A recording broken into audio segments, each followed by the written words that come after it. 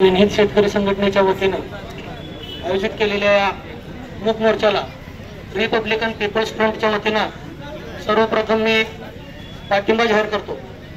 मित्रांनो, मला या ठिकाणी एकच सांगायचं आहे, सध्याचं जे सरकार आहे ते गोवंश हत्याबंदी कायद्याच्या आड लपून फक्त आणि फक्त मुस्लिम द्वेष पसरवत आहे। धर्माचा नारा द्यायचा आणि विशिष्ट धर्माला टार्गेट करायचा हा एक कलमी कार्यक्रम 2014 पासून भारतामध्ये सुरू झालेला आहे। गायीला आई म्हणायचं, मग बैल आपला बाप आहे का?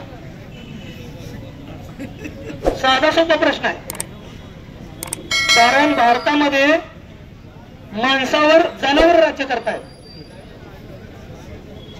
कोणाचा नाग देव आहे, कोणाचा गाढव देव आहे, कोणाचा वाघ देव आहे, कोणाचा डुक्कर देव आहे। वराह अवतार विष्णूचा आहे ना डुकराचा। म्हणजे तथाकथित गोरक्षकांनी काय करावं, डुकर पकडायची, आपल्या देवारावर बसवायची, त्याला अंघोळ घालायची, दुग्धाभिषेक करायचा, हार घालायचा, त्याची पूजा करायची। ओम विष्णुवाय नमः। मला सांगायचा मुद्दा हा आहे, आपण बऱ्याच हिंदू बांधवांच्या लग्नामध्ये गेला असा एक मंगलाष्टिका आहे, आली लग्न घटिका समीप नवरा मंगलाष्टिका आहे। यामध्ये मधुपर्क पूजन करा। आपण बऱ्याच लोकांच्या लग्नामध्ये ही मंगलाष्टिका ऐकतो, त्यात एक भटजी वाक्य म्हणतो, मधुपर्क पूजन करा। मधुपर्क म्हणजे काय? मधुपर्क म्हणजे गोमांसाचं सूप। मधुपर्क म्हणजे आदरातिथ्य। हे मी माझ्या अंक सांगत नाही, जी कथित जी गाईला आई म्हणणारी जी संस्कृती आहे, कथित समुदाय आहे, त्यांची जी आयडियोलॉजी आहे, आश्वलानाचार्य नाव लिहून घेऊ शकता। आश्वलानाचार्य काय म्हणतो, मधुपर्क हे फक्त गायीच्या मांसाचंच होऊ शकतं। पूर्वीच्या काळी आदरातिथ्य करायचे। आपण आजही घरी पाहुणा आला की तांब्यावरून पाणी देतो।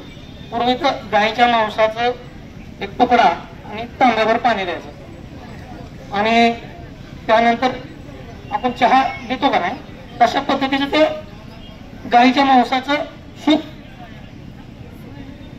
येणाऱ्या पाहुण्याला देऊन त्याचं आदरातिथ्य केलं जायचं। दुसरी गोष्ट, हे जे कथित गोरक्षक ज्यांची आयडियोलॉजी फॉलो करतात हे स्वातंत्र्यवीर सावरकर, त्यांचं गायीविषयीचं मत काय आहे हे बी विचारात घेणं महत्वाचं आहे। तर स्वातंत्र्यवीर सावरकर टोटली या गायीच्या रक्षणाच्या आणि गायीला माता म्हणण्याच्या विरोधात आहे। स्वातंत्र्यवीर सावरकर आपल्या क्षेत्रने या नावाच्या निबंधामध्ये लिहितात, गायी हा एक उपयुक्त पशु आहे, माता तर नव्हेच नव्हे। कोणाला माता मानायची त्यांनी मानू द्या, कोणाला बैलाला बाप मानायचं त्यांनी मानू द्या, त्याच्या वादात आपल्याला पडायचं नाही। पण आता जे सरकार सत्तेत आलं, या सरकारनं या भारतामध्ये फक्त धार्मिक द्वेष निर्माण करून धार्मिक दंगली आणि विशिष्ट समुदायाला टार्गेट करून आपण कसं सत्तेत यायचं याच गोष्टीकडे भर दिलेला आहे। आणि बघा, आपण हे गोरक्षक सध्या काय करताय, गाड्या अडवायच्या, त्या कुरेशी समाजाच्या लोकांना मारहाण करायची, पोलीस स्टेशनला फोन करायचे, त्यांच्या गाड्या फोडायच्या, त्यांच्या मालाचं नुकसान करायचं। कुरेशी समाज समजा या बाजारातून जनावर घेऊन दुसऱ्या बाजारात विक्रीला चालला, कुरेशी समाज फक्त त्यांचा धंदा मटण तोडायचाच आहे असं नाही, काही जण जनावरांचा व्यापार देखील करतात। इकडली जनावर घ्यायची, दुसरीकडे 4 पैसे जास्त आले की विकायचे। तो व्यवसाय करताना देखील केवळ मुसलमान आहे म्हणून कथित हिंदू गोरक्षक जाणून बुजून कुरेशी समाजावर अन्याय करतात। आणि त्यानंतर पुढे काय होतं, पुढची गोष्ट धक्कादायक आहे। पोलीस स्टेशन मध्ये हे आणलं जातं आणि यांच्याच गोशाळा, त्या गोशाळेमध्ये ती जनावरं जमा केली जातात आणि याच्या गाड्या पकडलेल्या असतात। मग त्या गाड्या फक्त जनावर वाहण्यासाठी नाही, कोण तरकारी वाहतंय, कोणाला बाकीचा काहीतरी माल व्हायचा असतोय, गाड्या पोलीस स्टेशनला जप्त असतात. त्या गाड्या सोडण्यासाठी मी एक वकील म्हणून बोलतो, माझ्याकडे बरीच प्रकरण आहे. तर त्यामध्ये ते संबंधित गोशाळेचे व्यवस्थापक येतात, त्या गाडी सोडण्याला हरकत घेतात आणि आम्हाला प्रत्येक जनावराला सांभाळण्यासाठी प्रति जनावर 200 रुपये त्याचा चाऱ्याचा मेंटेनन्स खर्च द्या म्हणून सांगतात. मग साधारण एक गाडी सुटायला 1.5 महिन्याचा कालावधी जातो. एक 4 जनावर जर म्हटलं तर 1.5 महिन्याचा खर्च किती झाला विचार करा. आणि एवढा तोटा त्या लोकांनी सहन करायचा. आणि या गोशाळावाल्यांनी काय करायचं, परत आज संध्याकाळी गोशाळेत जनावर आले की दुसऱ्या दिवशी कोणाला तर विकून रक्कम व्हायचं, त्याचं ऑडिटच होत नाही. आणि पोलीस प्रशासन देखील चुकीच्या पद्धतीने कुरेशी बांधवांवरती केसेस करत आहे. 90% केसेस या खोट्या झालेल्या आहेत. त्याचे सबळ पुरावे आहेत. आपल्या मोहोळ कोर्टातील प्रथम वर्ग न्यायदंडाधिकारी मॅडम यांनी मोहोळच्या पोलीस प्रशासनाला बोलवून या संदर्भात झापलेला आहे. जो हा गोवंश हत्याबंदी जो कायदा आहे, प्राण्यावर क्रूरता कायदा जो आहे, यातलं कलम 35 आहे, त्याचं उल्लंघन करून पोलीसच स्वतः न्यायाधीश आहेत अशी भूमिका राबवावी लागलेली आहे.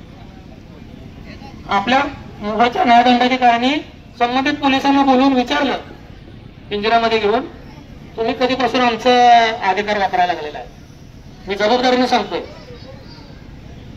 तर कुरेशी समूहावरती हे सामूहिक हल्ले जे आहेत ते सध्या जोर धरत आहेत. आणि दुसरी गोष्ट, कुरेशी समाज हा शांततापूर्ण पद्धतीने व्यवसाय करणारा समाज आहे. यांच्यावर मॉब लिंचिंग होत आहे, त्यांच्यावर तडीपारीसारखे आणि मकोको सारखी कलम लावून त्यांना वेठीस धरण्याचं काम केलं जात आहे. मग हा कुरेशी समाजावरचा अन्याय थांबणार कधी? पोलीस प्रशासनाने देखील जे बाहेरच्या तालुक्यातून आपल्या तालुक्यात येऊन इथं दहशत निर्माण करतात, कुरेशी समाजाच्या लोकांवरती हल्ला करतात, अशा कथित गोरक्षकांना आवर घातली पाहिजे, त्यांच्या विरोधात गुन्हे दाखल केले पाहिजे आणि कुरेशी समाजाला खऱ्या अर्थाने न्याय दिला पाहिजे आणि मोहोळ तालुक्यातली कायदा सुव्यवस्था अबाधित ठेवली पाहिजे. एवढीच मी या प्रसंगी सांगतो आणि माझा 2 शब्द संपवतो.